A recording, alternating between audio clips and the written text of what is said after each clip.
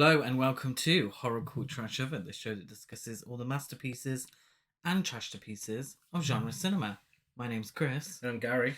And this week we bring you another one of our summer scares. Summer screams. Summer screams. Love this theme, clearly. Yeah. Very memorable for me. We bring you another one. A really strange film. Very weird film. Another one where I just typed the word summer horror into the search and it came up and that looks interesting and went for it. And what we found was a fucking weird film. Yeah. The film's called The Monster of Camp Sunshine, or How I Learned to Stop Worrying and Love Nature, from 1964. That title, obviously a play on Doctor Strangelove. Yeah. Didn't Ray Dennis Steckler get... Ray Dennis Steckler got a lawsuit for the Incredible Strange Creatures who stopped living and became mixed up zombies. Arguably less of a rip-off than this name. Yes. But I think that just goes to show how under the radar this film was. Yeah, this is an obscure one. This is definitely an obscure one. There's probably reasons for it being obscure. But, all of our Summer Screams episodes are voted for by your listeners. Yeah. And you guys voted for this, so either morbid curiosity on your end, or, you all love this film. Well, yeah. I mean, you must have done some research before voting, or just that which one sounded the more interesting out of the two titles. But yeah, this is the one. Well, this is definitely a case of a bunch of friends getting together and making a film and just having a fun time with it. Because it's written and directed by Ferenc Luriget. It's his only film. Yeah. It's the only film. Unknown budget. No idea how much it made. The budget probably doesn't exist. $100. They probably made this for nothing. Yeah. Reportedly the filmmakers were New York hipsters who made this as a joke. The monster is really, obviously, a crazy mutated gardener, so don't expect an actual monster. Yes. And the camp is really someone's backyard. They wanted to film a monster movie and spend time with naked women. Well, that's exactly what this is. That's what it is. Does sum this up. And not just naked women. No. There's a bit of everything in here. And it's quite, really surprised me for 1964. Yeah, I suppose. No one really goes all the way. Did you watch the same film? Close up. Well, not close up. No, but everyone goes... No. Everyone goes all the way. Yeah. You just don't get any zoom-ins. Or... No, it's not clear. No. if you know what I'm talking about. No. But 1964, nudity in film, had it been done by this point? Yeah, I believe so. So this is very much in keeping with the nudist films of the time and slightly earlier. So before there was sort of hardcore pornography or even really softcore pornography, because there was no sex involved, you had these nudist films. Yeah. There's some famous ones that off the top of my head I cannot remember. Doris Wishman, I think, did a few.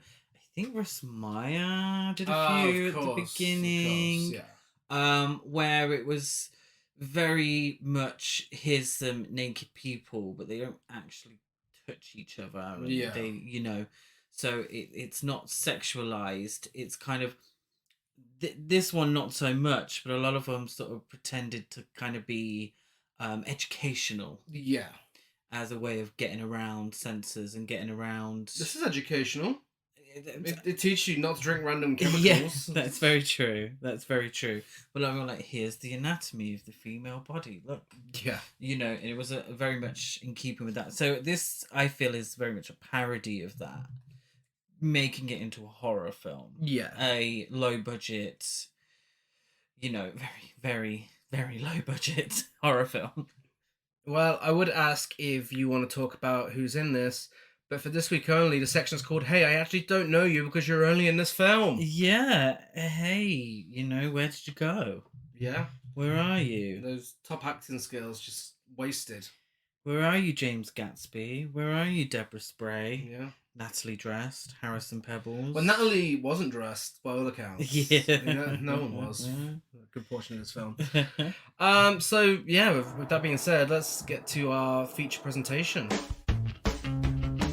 The weekend had rolled around, and there we were on our way out to Camp Sunshine. It was an accident. Some chemicals in the water.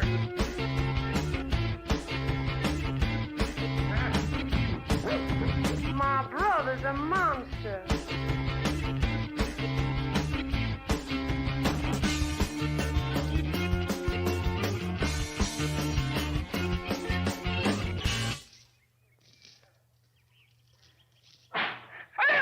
This is definitely an homage to silent film.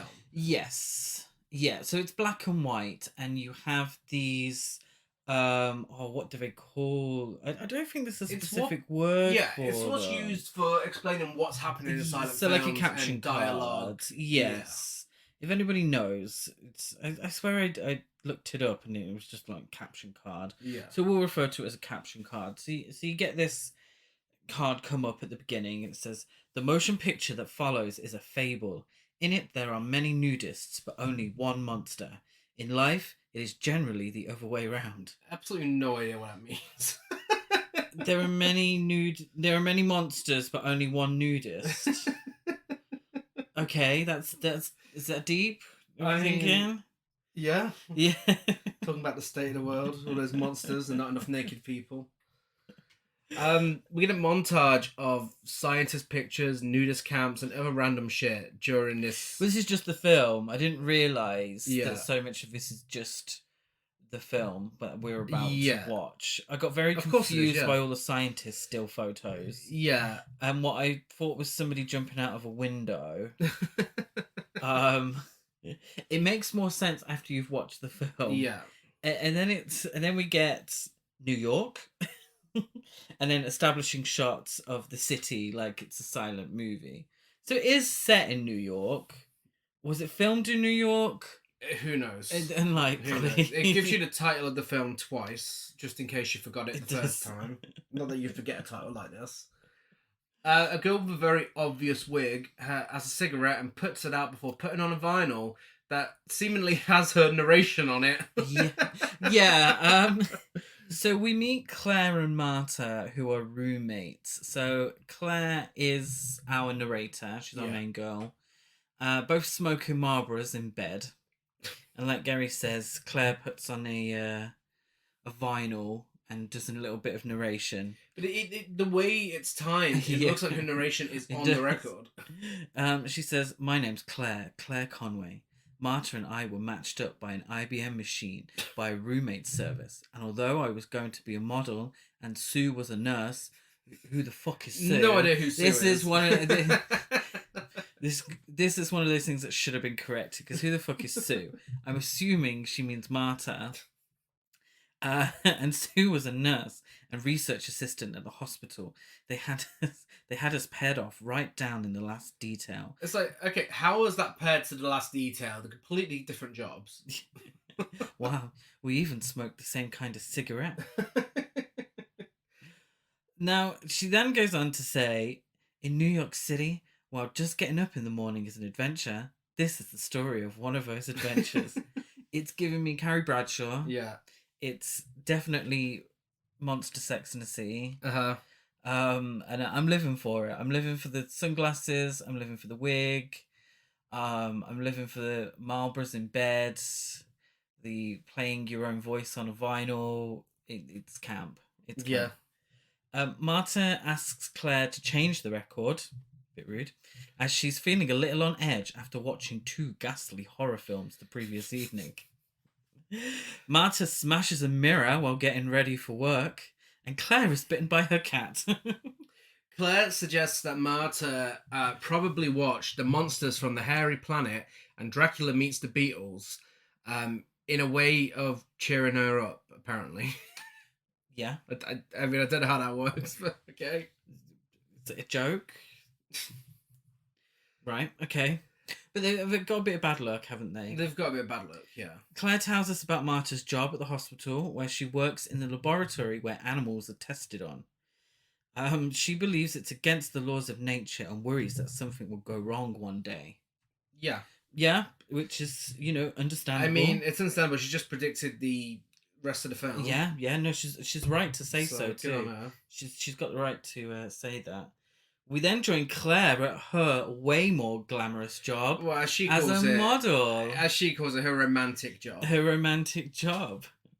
To paraphrase, and I didn't quite get this down fully, but I feel like mine is better than it actually was in the film. Here I am living my best life, modelling for $50, and on the other side of town, Marta is having a really shit day. Yeah, she loves her job as a model, and apparently to the narration, we'll soon find out how she became comfortable with going nude for the job. Yeah. So much of this film is made up of her narration telling us what's going to happen. Yes, yeah, because she speaks of people's hang-ups regarding nudity and how she can't afford to have those as a model. No. We then, of course, watch her getting undressed and then dressed again in a high-end wide-leg jumpsuit, which I'm living for. I'm living for it. I love her photo shoot. I'm absolutely here for that. I want the prints framed and put in our living room. Uh-huh. Like, she's just on the roof, just smoking. That's yeah, it. she is, yeah. Looking moody and smoking. I mean, that's a fake backdrop, isn't it? I feel it's a fake backdrop. I don't know. I wouldn't be surprised if it was real. I didn't get fake from it. No? No, really? Yeah, no. I think it may have actually been a roof. Oh, okay. The Empire State Building one may have been fake. Yeah. Oh, is that one's later, isn't it? That's later on, Oh, yeah. I'm getting them mixed up.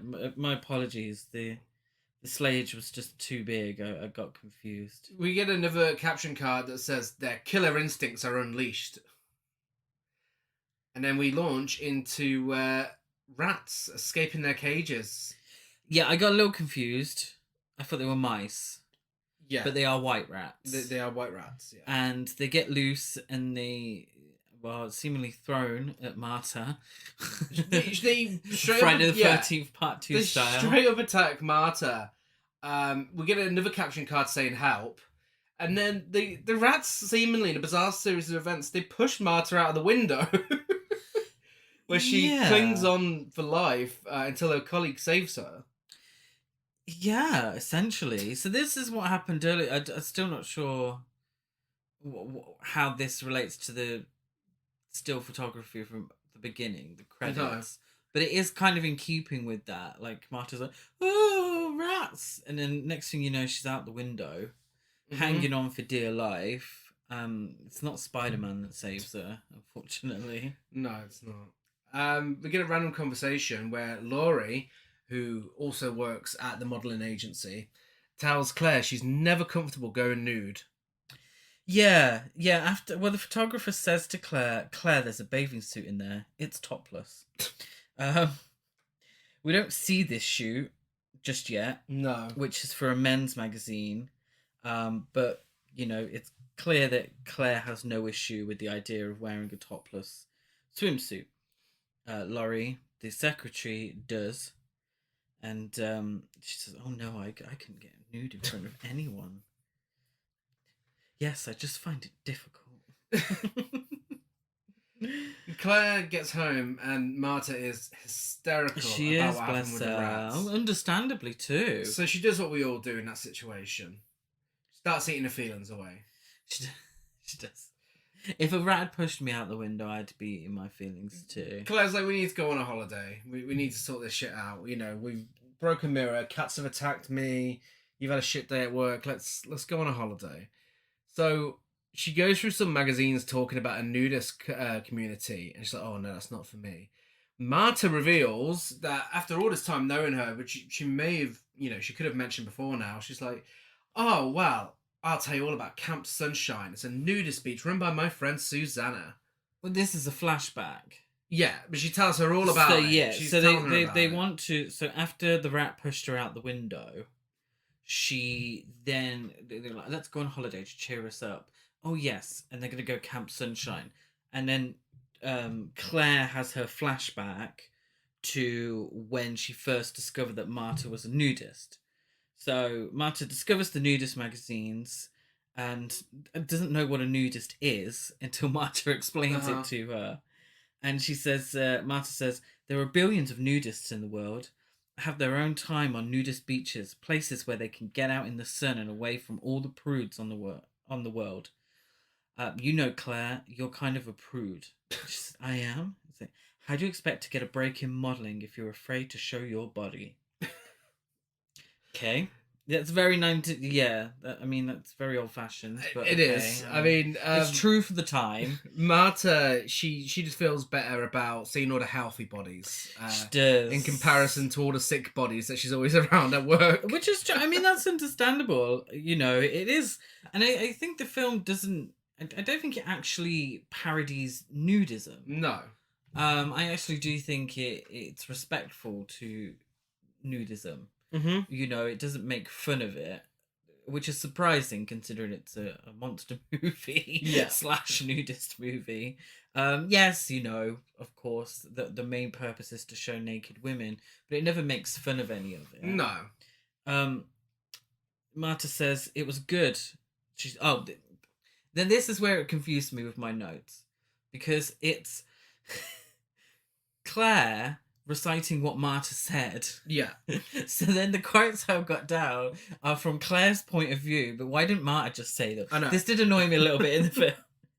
So it was good, she said, to accept your own body and others' people's. And before we knew it, we were on our way to Camp Sunshine. And then we cut to the ladies arriving at Camp Sunshine in a convertible. Yeah. Yeah. There's a nude man playing croquet and some sunbathers. Their cabin is, it's nice. Could do with a lick of paint. Your budget's showing, honey. It's their back garden. So yeah, your budget's showing. The director. It kind of looks like it was someone's back house, and they've had to move stuff out and just throw a bed in there, but that's fine. And there are a few nude people walking about, and really it's breasts and buttocks that are on display. Yeah, really. Yeah. I mean, for everyone on set, they'd have seen everything, but for us, it's just back at the bottom, top at the front. Yeah, definitely. Yeah. So there's a fully dressed gardener, which we'll soon learn is Hugo, Susan's half brother. Susanna, yeah. So Claire she's feeling a certain type of way about nudism. She's not quite there yet. So she has a cigarette and actually quickly finds the courage, because this is only a short film, finds the courage to strip in the cabin. But she hides herself with a towel outside until she sees Marta and the camp owner, Marta's friend, Susanna York. No, not that Susanna York. if you know, you know. Suddenly, she says, it all seems so natural. So all she needed to do, just completely convert it to nudism, just walk outside, everyone else is naked, that's it. Yeah. She's a nudist now. Well, I mean... full-time nudist. Is that not the best way to get over anxieties, is to just do it? I mean, I didn't know it worked that quickly. I mean, she literally, when she leaves here, she goes recommending it to everyone. So she did. Well, yeah, I mean... It's a short film, honey. It doesn't even get close to the hour-and-a-half mark. No. We need to get this swiftly done. It made her feel alive for the first time. Hugo gets an introduction, and Claire reveals she was drawn to him before admitting she never thought of him ever again. Yeah. In the same breath, Claire says that he has learning difficulties, but then also says that he gives her the creeps. Yeah. I'm like, ugh, okay. Yeah, she's... But, I mean, it's the way she closes the sentence. She's like, well, I never really thought of him again. I just want to have a nice time. Yeah. Okay. I'm sorry this man and his issues are ruining your time. He hasn't even spoken to you, I know, yeah. He hasn't said anything. He hasn't done anything. Like, how is she judging him and, like, what she thinks he has wrong with him? Just from looking at him? Exactly. We then get a few shots of mainly Claire, Marta, and Susanna sunbathing and flying a kite and then taking a dip in the lake with a couple of gentlemen friends. it's very clear that they're going to great efforts to make sure no genitalia is shown. Although it's from afar, it's clear to see that Bush is in office. Yeah, definitely in office. Marta's boss discusses how they have chemicals that sends rats crazy, and it could be deadly if it was consumed by humans. He might as well have just looked at the camera and gave a wink. Yes, I mean, Dr. Harrison, he's like, those chemicals that were sitting on the shelf it was 1,000,000 to 1 shot. Some combination of hormones, some combination of vicious substances that made... I'm overdoing this, by the way. Yeah. He doesn't sound like this. That made the animals vicious, inhuman. I don't think it could ever happen again. And I don't think the great surgeon in the sky that it happened to rats and didn't happen to human beings. so this, this chemical is important not to get out there, not to get to anyone at all. So what does he do? He disposes of it in the river. And He throws it into a fucking river. Like, oh my god. Okay, maybe just like keep it in a locked cupboard somewhere. If it's so dangerous, then maybe don't throw it into a river. Exactly. It's not actually really mentioned what it was intended for. No. Like what is the reason? What is the reason? It's there for plot purposes. Yeah. So yeah, he throws it in the Hudson River within a jar. So he puts it in a jar and puts it down in the river. And then we get the silent film caption card again, and it says, "The fickle currents of fate have a different plan. The next day, upstream." Yeah, but then we get a fisherman. We do. He finds a hot water bottle. He finds a hot water bottle, Then yes. a flat tire. Yes. And then the chemicals jar. There we go. What a day of fishing. What a day of fishing. And this is a long scene, much longer than it had any right to be. It just feels like they've made up time. Yeah. We get another card saying, several hours later, not far from Camp Sunshine, the same fisherman goes fishing again and accidentally knocks the jar into a lake, causing the chemicals to spill into it. And that's where I could, like, what was the reason for all that? So the idea is Dr. Harrison has put it in the river. It's gone downstream to then be fished out. Yeah. And then just moved slightly less. Mm-hmm. Slightly more, should I say, upstream. And that's it.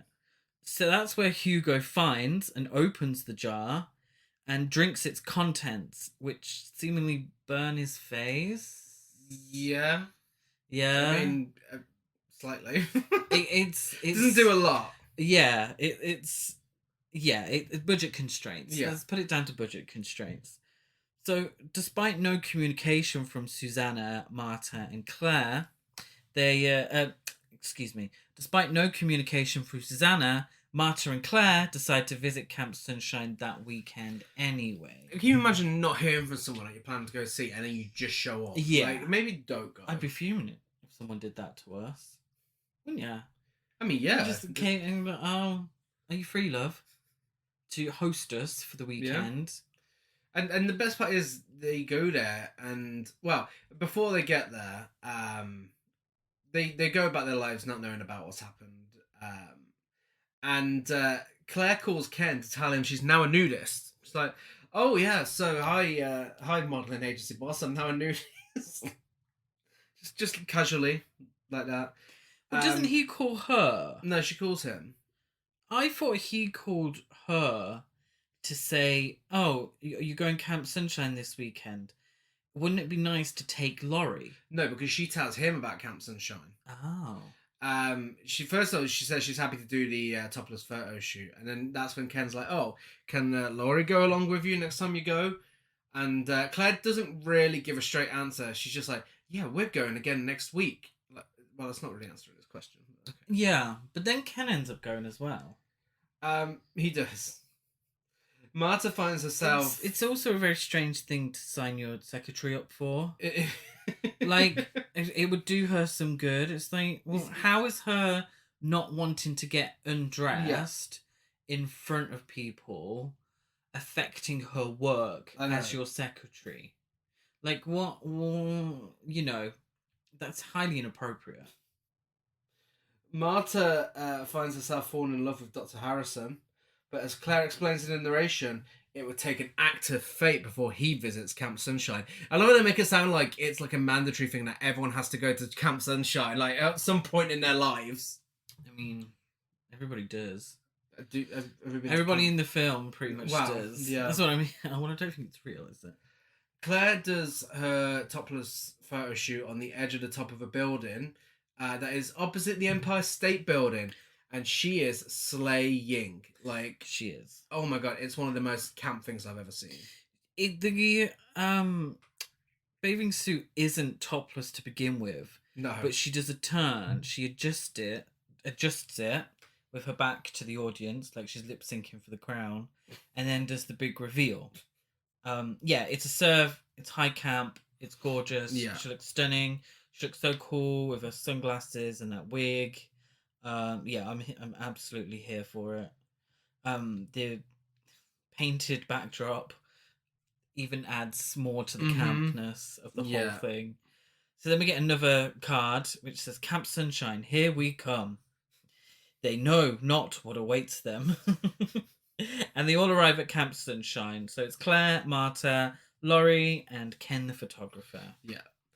Marta, Laurie, and Susanna all look the exact same at this point. Oh my god, okay. They've all put on the same wig. Disclaimer, there are 3 blonde women in this film who have exactly the same hairdo. Wig. It's Dusty Springfield, the house down boots. And it's so confusing. So I'm sure you're not going to message us and say, well, so-and-so it was in that scene or whatnot. But it may get a little confusing. So apologies if they're like, if this makes no sense to you.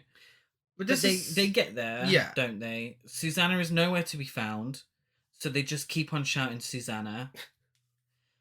Hugo is now deformed and he's in a cabin. And he hears them and, you know, I don't know, he reacts. Well, kind of reacts. But the thing is, I don't know how he reacts, he just reacts. But this is what I was talking about a minute ago. They get there and the first thing they do, apart from shouting her name a bit, is they all strip off and start having a barbecue. Course, yeah. So, there's no sign of her, let's just get fucking naked. Yeah.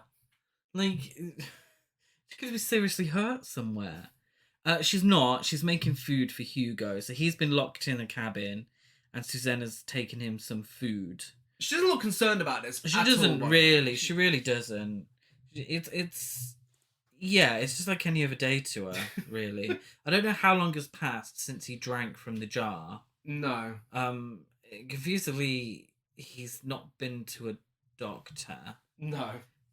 If he was violent, wouldn't he have been violent against Susanna anyway? So I'm a little confused. Yeah. Like, it's only him and Susanna.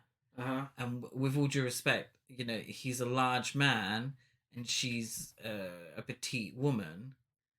And if he's gone insane and he's the monster of Camp Sunshine, I don't see her tying him up. Do you know what I mean? You know, if he's as violent as he's going to be, I know it's trying to find a reason in something, you know, a cheap B movie, but you know, that's how my brain works. They didn't think about it at all. It's fine. Laurie fucks off for a stroll. This is who I assume to be Laurie. So she fucks off for a stroll by herself while Ken, Claire, and Marta strip at the van, and they set up a picnic as the banjo plays. What I thought was Pop Goes the Weasel. Was it Pop Goes the Weasel? It may have been. So some free music, royalty-free music on the banjo. So Laurie finds Susanna and she joins them at the van and Susanna strips off too. What I'm getting from this is assuming, because there's no dialogue, is that Laurie is still too prudish to take off her clothes. Mm-hmm. And it's confusing because they're all wearing sunglasses as well. So she is the dressed one out of everyone. But she strips off when she goes off on her own. She does, yes. Yeah. Hugo he's now broken out of his chains somehow, and he's finding his way towards her when he accidentally stands on a bear trap And we get a caption card saying the monster retreats to lick his wounds. Meanwhile, Yeah. Susanna's like, my brother's a monster. She explains to Marta what happened and tells her not to tell the others because it'd spoil Claire's birthday party. Like, what? When was it Claire's birthday? I know, yeah. So there's like a monster on the loose, could murder everyone. It's like, well, we don't want to ruin a birthday. Yeah. Marta does put 2 and 2 together, though, doesn't she, straight Yeah. away, and calls Dr. Harrison, who will be there in less than an hour with the antidote. Yes. So she realises straight away that it's whatever was fed to the rat that drop-kicked her out a window. Strangely, the army are also called. Yeah. And this is the most definite parody of Doctor Strangelove. Because it is a Peter Sellers-alike kind of guy. He goes, a monster in a nudist camp? And then we get Happy Birthday, Claire on the Well, we get the cards. we get the forces of violence are summoned when she calls Harrison, and then after the guy in the army is called, it's the forces of mercy speed to the rescue. The serum is on its way. Hooray. Yeah, Claire and the gang are all nude and playing with sparklers. Fucking dangerous game. Oh my god. Claire, she's got all these candles on the cake. And yeah, they're all holding sparklers. And they dangerously close to, bare skin. Yeah. Absolutely. Hugo finds Marta and attacks her with an axe. But because of budget reasons, this doesn't kill her and there's very, very little blood. Yeah, it's true. He finds the others and attacks them too, but they fight back with food and glasses. Yes. Dr. Harrison parachutes out of a plane. He does. We get a caption card saying the monster has no heart for a fight. Well, I mean, he's got a funny way of showing that. Ken manages to put his underwear on to start shooting with a gun because you need a few close-ups. You can't have can't have his willy whacker in the film, can you? We then get, for no apparent reason, stock footage of soldiers in battle. Ken then starts throwing grenades as well as shooting. And Marta says hello to Dr. Harrison, who has now landed after parachuting and put on a lab coat before she collapses. It is absolutely bizarre. It's so over the top. Stupid. And just so many random clips and things thrown together to make it look like there's this massive battle going on just against this gardener. I guess this one guy, this one poor bloke, who just drank the wrong thing and probably should have gotten the help at the hospital. Yeah. I mean, I'm not being funny. If Susanna had just sent him to the hospital, like she should have, then word would have gotten to Dr. Harrison. Yeah. And it would have been resolved. And he had the antidote. Yeah, you get another caption card that says, alas, it is too late. He is defeated by the very violence he engendered. Yeah. Then lots of stock footage again of military. Yeah, they're still shooting him around in the dark. And now they're running around in the dark, aren't they? And Ken's still shooting that gun. Nothing's happening to Hugo, by the way. He's just standing there. He's just standing there. It's a bit much, to be honest. A bit much. But that's good. I mean, that's what I wanted from this film. It was a bit much. I just didn't expect this much. No. It's just one big over-the-top war zone. No progress is being made. And then it's the next day. Everyone's fully clothed, and they discover a rock with blood on it. And was it a rock? I got so confused. I thought it was like half a tennis ball. It was a rock. I thought it was meant to be like. Oh, was it? Okay. There was nothing he had to spend money on. Dr. Harrison says that's all that's left of the monster of Camp Sunshine. Yeah, I think he's referring to his blood that's splattered on the rock. Oh, I thought it was meant to be like part of his skull or something. No, not quite. I just thought, a bit harsh, mate. His sister's like right there. Yeah, she's not bothered about this. Oh, yeah, she is. Sorry, she has a cry. Whilst Harrison attempts covering the rock with some dirt. Really half-assed attempt. He's just like kicking a little bit of dirt at it. The other girls are trying to hold back laughter. They're just trying not to laugh. And we get a card saying, for this hardy band, there is no time for sadness. The sun is out and the show must go on. Yeah. So they all begin to strip off again. Like where her brother fucking died, they all begin to strip off whilst Harrison does his best to completely cover this rock with dirt. He then takes his clothes off. Well, he takes his lab coat off. He does. And then we find out he's naked underneath. He links arms with Marta, and they all walk off into the woods together, and we get cards saying, "The monster of Camp Sunshine, R.I.P., the end." A brief summary of the movie follows, of the movie for those of us who wish to relive its magic moments. And because they hadn't reached even like an hour and 10 minutes by this point, we see a flashback of the entire film. Yeah. Like a montage of everything that happened. Yeah. But kind of, it's out of order. Yeah.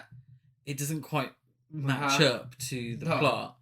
I think it's obviously clearly a way to recap the female nudity rather than the film itself or the story. But yeah, that's the monster of Camp Sunshine, or How I Learned to Stop Worrying and Love Nature. Did it make you stop worrying and learn to love nature? Yes, of course. Yeah. I never stopped loving nature. It's a lot of fun. It's a lot of fun. I mean, is it something that I'm going to remember in a year's time? Probably not. But I had fun with it. It's a fun film. It's a wacky film. It's stupid. It doesn't go on for too long. No.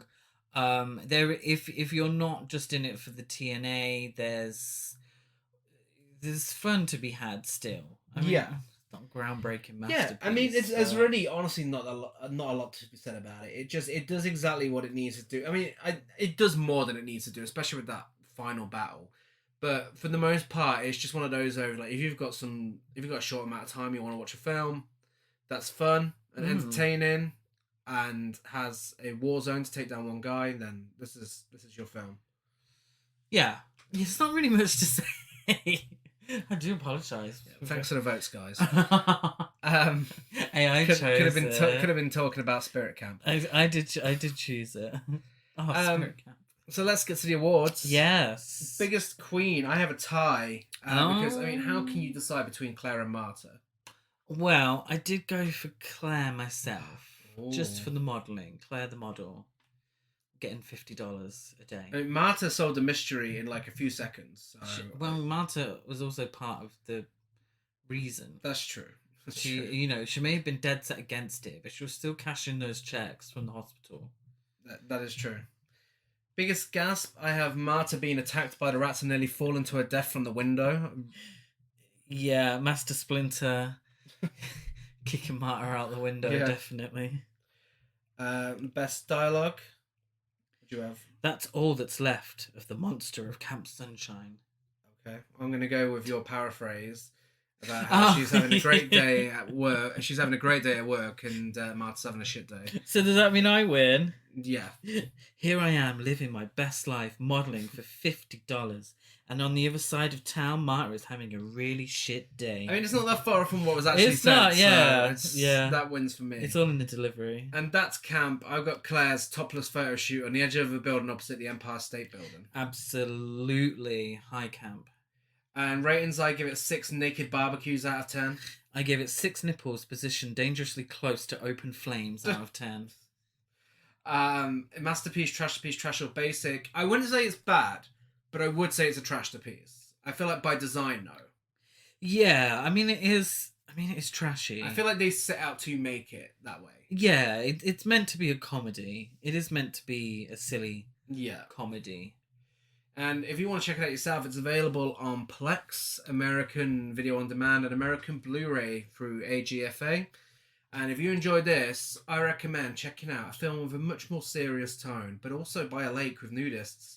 It's Stranger by the Lake. Stranger by the Lake. There's no monster in it, but I mean, well, it depends how you look at it.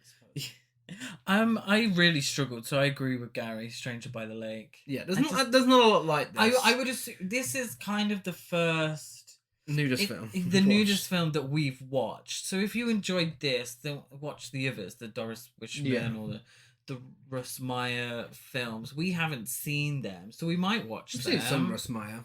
Yeah, we have, but not these nudist films. No. So yeah, no, give them a go. Just, usually recommended would be us recommending something we've watched. Yeah. So this is the kind of the first of its kind that we've sat down and watched.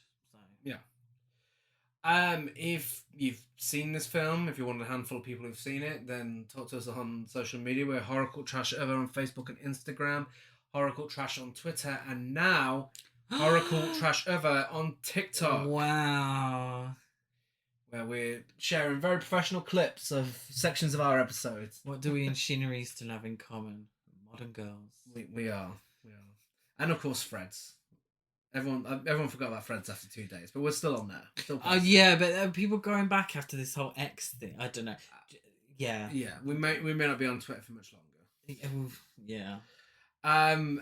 Give us. I'm DeadEtGaz92 on Letterboxd, Gazmo205 on Instagram, GasCruise92 on Twitter. I'm Chris Barker823 on Instagram and Letterboxd. And give us a rate, review, and subscribe on iTunes, like a follow on everything else. That brings us to the end of what's possibly our shortest episode ever. Really? Well, I mean, I think the Beaster Bunny was about the same length, but this is better than the Beaster Bunny. Oh my god, this was way better than the Beaster Bunny. So, oh my god. Can't complain. If you'd set aside a fair bit of time to listen to us, go back and listen to the Beaster Bunny episode, because I fucking hated that film. Yeah. Jesus. Yeah, that we didn't have much to talk about because it was just boring. God awful. Ugh. Next week, we'll be making up for a short episode where we have a double episode week. Wow. On Tuesday, we will be discussing the modern horror classic, The Cabin in the Woods. Ooh. Followed by, on the Friday, the 18th of August. All you horror nerds will know what day that is. And for anyone who's not a horror nerd, I can inform you, it's Texas Chainsaw Massacre Day. So we are now going to be discussing the entire franchise on Texas Chainsaw Massacre Day each year. Obviously, we've discussed the original and the remake already, so go and listen to that in preparation.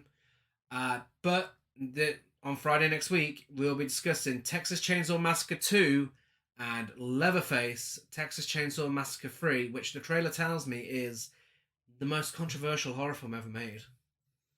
But then we'll have a lot to talk about, won't Well, I mean, there's a reason it hasn't got its own episode.